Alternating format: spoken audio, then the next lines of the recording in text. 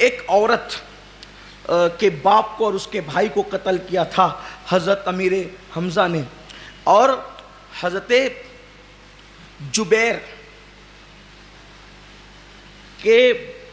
رشتہ داروں کو بھی، بلکہ ان کے باپ کو بھی حضرت امیر حمزہ نے قتل کیا تھا۔ حضرت جبیر بعد میں اسلام لائے تھے،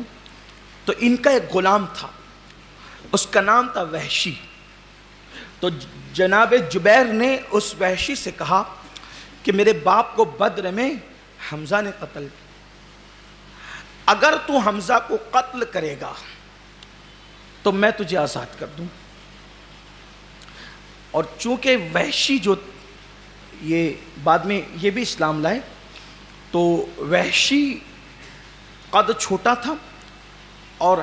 حبشی نسل تھے، حبشی تھے نسب اور نسل کے اعتبار سے، نشانہ بہت ان کا پرفیکٹ تھا، اور نشانہ جلدی سے ان کا کبھی جو ہے وہ خطا نہیں کرتا تھا، اور اکثر چھوٹا نیزہ لے کر کے وہ حملہ کرتے تھے۔ تو وحشی نے یہ بات اس کے لیے، آزادی کے لیے تو بہت بڑی چیز تھی، اس کو پوری جنگ سے کوئی دلچسپی نہیں تھی، اس کا اصل نشانہ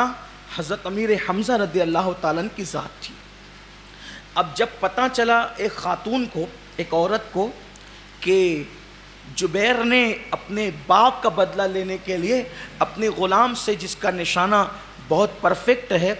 اس کو یہ کہا ہے کہ اگر تم حمزہ کو قتل کرو گے تو میں تمہیں آزاد کر دوں گا، تو اس عورت نے پھر کہا تھا کہ اگر تم نے حمزہ کو قتل کیا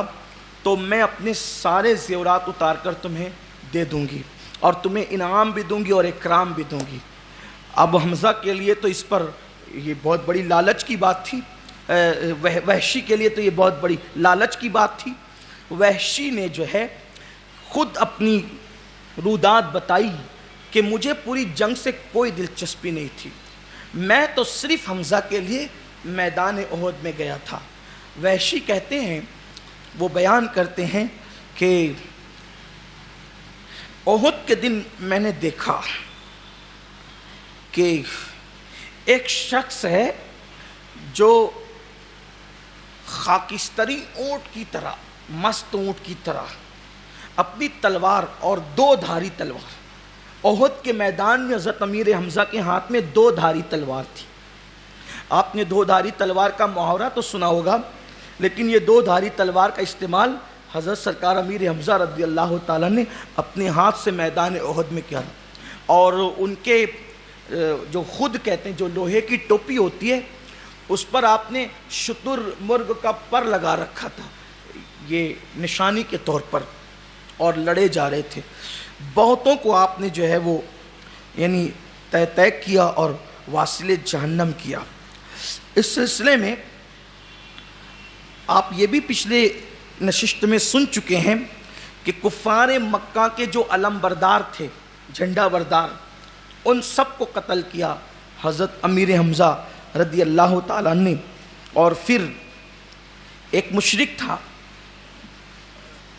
ابن عبد العزیٰ نام کا، اس کو للکارا، اور للکارا اس لہجے میں کہ وہ ختنہ کرنے والی کے بیٹے آ میرے مقابلے میں، اور جیسے ہی وہ جو ہے وہ آگے بڑھا، آپ نے ایک ہی وار کے اندر جو ہے وہ اس کے دو ٹکڑے کر دیے۔ وحشی کہتے ہیں کہ یہ انداز دیکھ کر کے، یہ بہادری دیکھ کر کے میں نے کسی سے پوچھا یہ شخص کون ہے،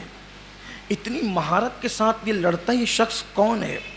مست اونٹ کی طرح یہ جھومتا جھامتا، جس کو دیکھو اس کو قتل کر رہا ہے، جدھر جاتا ہے ادھر صفے کے صفے الٹ دیتا ہے۔ تو کسی نے کہا کہ یہی حمزہ ہے۔ تو وحشی کہتے ہیں کہ چونکہ بہادری کا ایک روب اور دبدبہ تو ان کے دل پہ بیٹھ چکا تھا کہ اس شخص سے لڑنا آسان نہیں ہے، کیونکہ یہ تو دو دھاری تلوار سے جس کو دیکھو جو وہ جہنم رسید کرتے چاہے۔ تو حضرت امیر حمزہ رضی اللہ تعالیٰ نے ابن عبد العزیٰ کو جب واصل جہنم کیا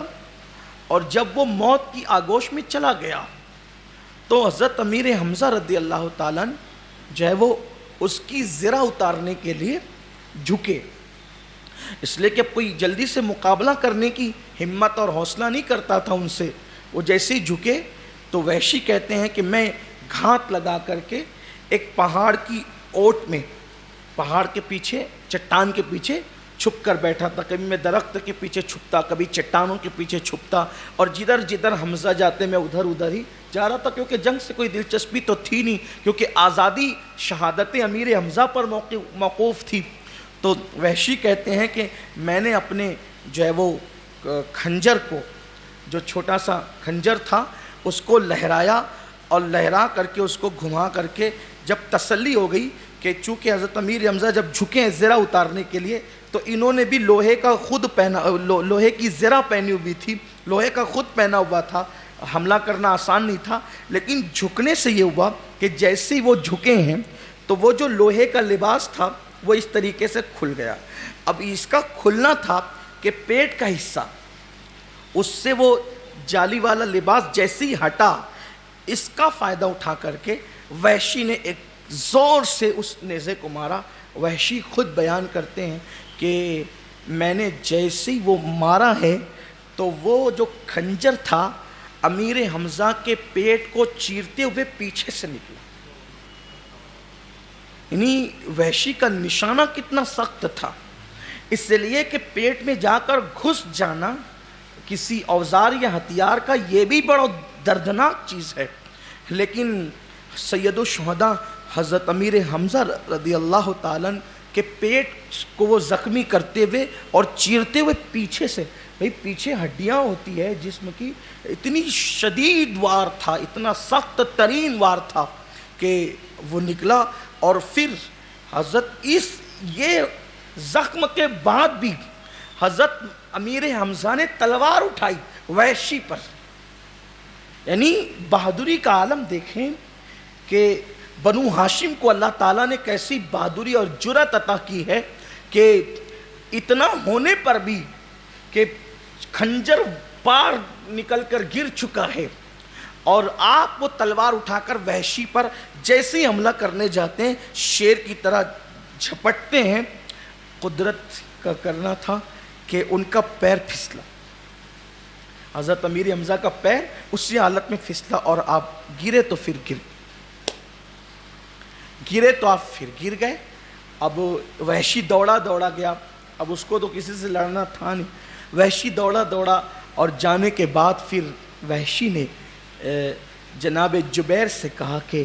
تمہارے ابا کے قاتل کا بدلہ میں نے لے لیا ہے، میں نے حمزہ کو قتل کر دیا ہے. تو کہا تو نے واقعی قتل کر دیا حمزہ کو؟ کہا ہاں. تو وحشی کہتے ہیں کہ اب میں جب آیا تو حضرت امیر حمزہ کے جسم اقدس سے روح پرواز کر چکی تھی. میں نے اپنا خنجر لیا اور جبیر کو بتایا. جبیر نے کہا سے تو آزاد ہے. جس خاتون نے، جس عورت نے کہا تھا کہ میرے باپ کا بدلہ بھی تجھے لینا ہوگا، پھر یہ انعام کے لیے اس کے پاس بھی پہنچے وحشی اور اس سے کہا کہ میں نے تمہارے باپ کا بدلہ بھی لے لیا ہے. اس عورت نے کہا کہ واقعی تو نے حمزہ کو قتل کیا ہے؟ کہا ہاں. کہا بتا. جب وہاں پر وہ عورت پہنچی تو سارے زیورات اتار کر کے کو دے دی اور کہنے لگی کہ میرا کلیجہ اس پہ ٹھنڈا نہیں ہوگا، اس کا پیٹ چیر اور اس کا سینہ چیر. اس وقت وحشی نے اپنے اسی خنجر سے حضرت امیر حمزہ کا سینہ چیرا اور پیٹ کاٹا،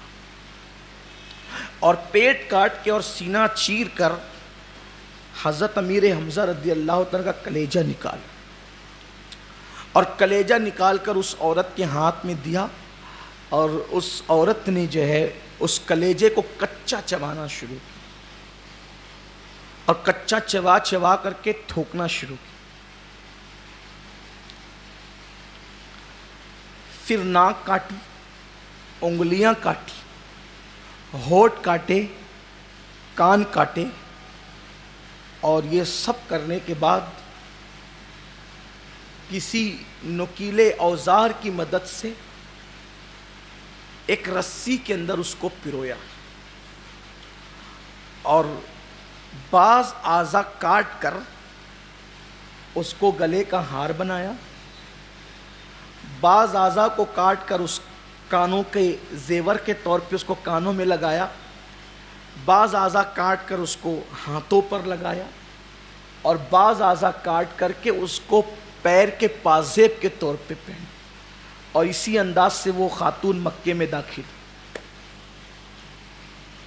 یہ حضرت امیر حمزہ رضی اللہ تعالیٰ عنہ کی دردناک شہادت ہے۔